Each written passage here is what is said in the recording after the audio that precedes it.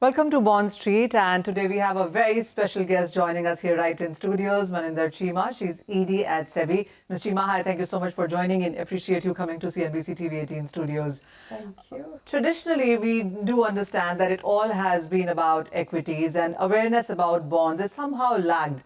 But would you say that seems to be changing, especially when you look at the data in last 12 to 18 months? Yes, there is definitely an uptick in people trading in bonds. The numbers have gone up significantly. Retail seems to be coming in fairly large numbers over the last 1 year or so.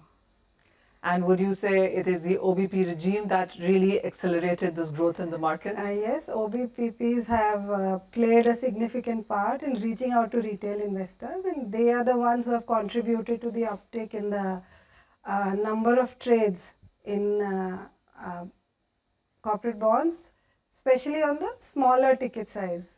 So after SEBI reduced the minimum lot size to 10,000 and OBPPs have come in, this put together has brought in a lot of retail investors. What would you say is the importance of bonds when it comes to every investor in the country? So, investment requires, a basic principle of investing requires that you diversify your portfolio. People typically tend to choose between FDs, bonds, and some kind of PF or insurance.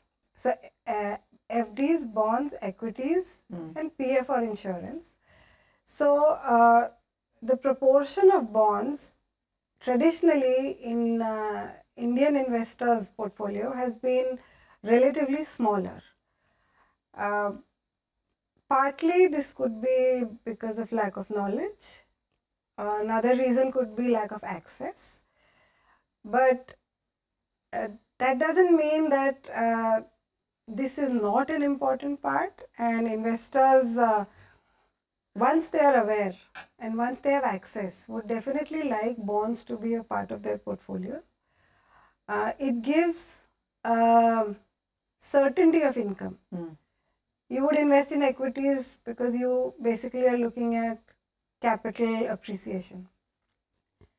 There are not many companies giving steady dividends in India. So people expect to benefit out of equities mainly by capital appreciation, which is unpredictable. You would invest in bonds because you want a steady income. So whenever we reach out to investors for investor education programs, we always say you have to diversify your portfolio, and bonds form an important part of a diversified portfolio. Corporate bonds give a definitely higher return than government securities, than FDs. So it's a very, very important part of a portfolio, an ideal portfolio which an investor must have. As is the case with various other asset classes as well, what risks or checkpoints would you say that investors should keep in mind when it comes to investing in bond platforms as well? So, there is a standard disclaimer which comes with various equity classes. There is one with equities, there is one with mutual funds. For bonds, we want to emphasize that you have credit risk, you have interest rate risk, you have default risk. Investors are guided about the risk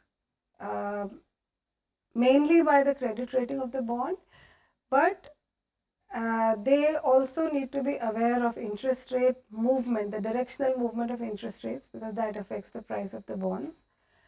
Investors need to be mindful that they will get higher returns in a lower rated bond. So as the risk of the bond increases in terms of possibility of default, they will get a higher return. If they want risk-free bonds, higher rated bonds, then they will get a lower rate of return. Sure. Once investors are aware of this very basic understanding of the link between rating and price, they will be able to make better informed decisions on what they are getting into, and when they are investing in bonds, and they would not look at merely the high rate of return and then feel let down in case they are unable to recover their principal a few years down the line. Oh, absolutely. Ma'am, we do understand that SEBI has been doing outreach programs. There has been a lot of conversation in budget and outside from various ministries and regulators about bonds. What would you say are various reforms that still need to be put into, aligned in, weaved in perhaps in the near future to expand the bond market growth? So I'll step back a little and say that SEBI has taken a few steps, significant steps.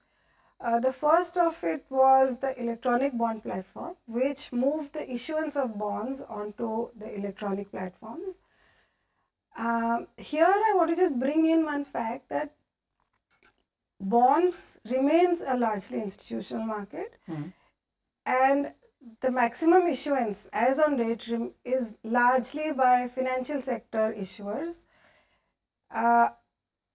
The fundraising activity is much faster when they do the private placement route. So the electronic bond platform helps them to raise funds very fast by issuing to less than 200 investors. One of the reforms which SEBI brought was we've reduced the ticket size for a minimum face value for bonds from 1 lakh to 10,000.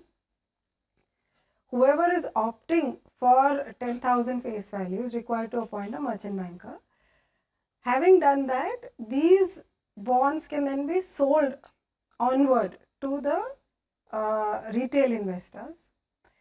And this is the model which is being followed by a lot of OBPPs. They buy, the larger investors are buying bonds through the primary issuance and then downselling it to retail investors through the bond platforms.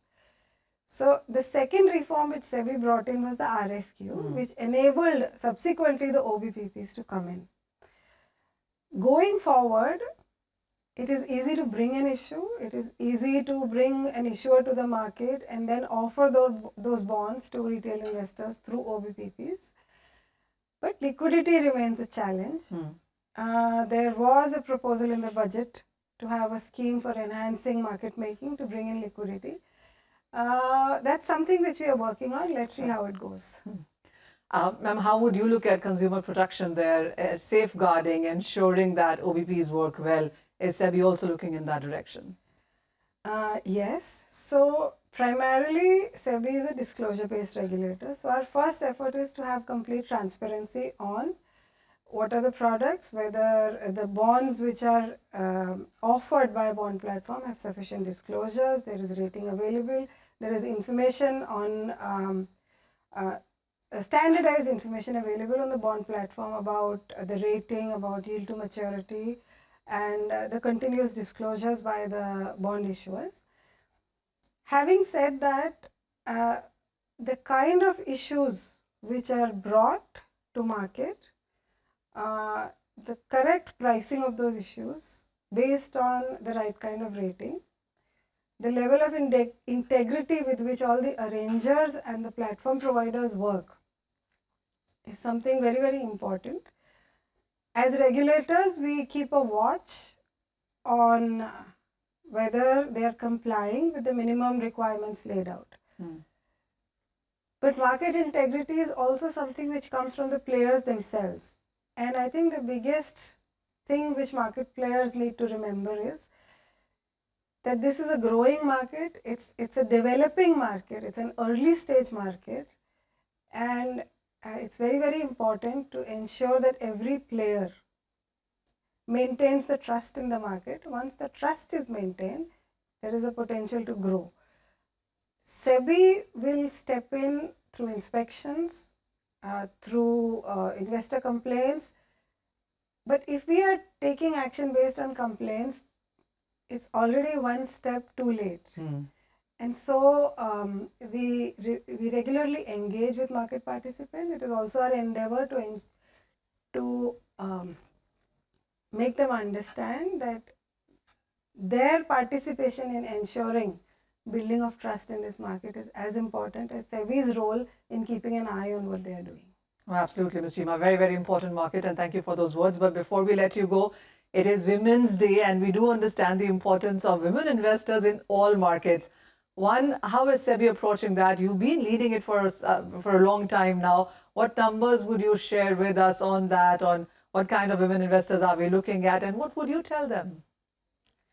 So, women form an important part of the decision making on expenditure in a house, whether they control it or not, but they are responsible for all the expenditure in the house, and by nature they are the ones who plan for the future, for saving. And so women investors are a very important part of the investment ecosystem. Women are getting more and more control over their own funding, and they are very cautious and safe investors, and they form an important part of our investor base. And I mean, their continued role and growing role in our markets is very important, and the message to women is to be aware, to be informed, and to invest carefully and with complete information.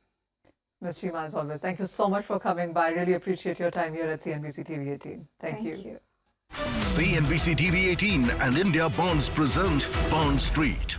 Fixed returns do not constitute guaranteed or assured returns. Investments in corporate debt securities, municipal debt securities, securitized debt instruments are subject to credit risks, market risks and default risks including delay and/or default in payment. Read all the offer-related documents carefully.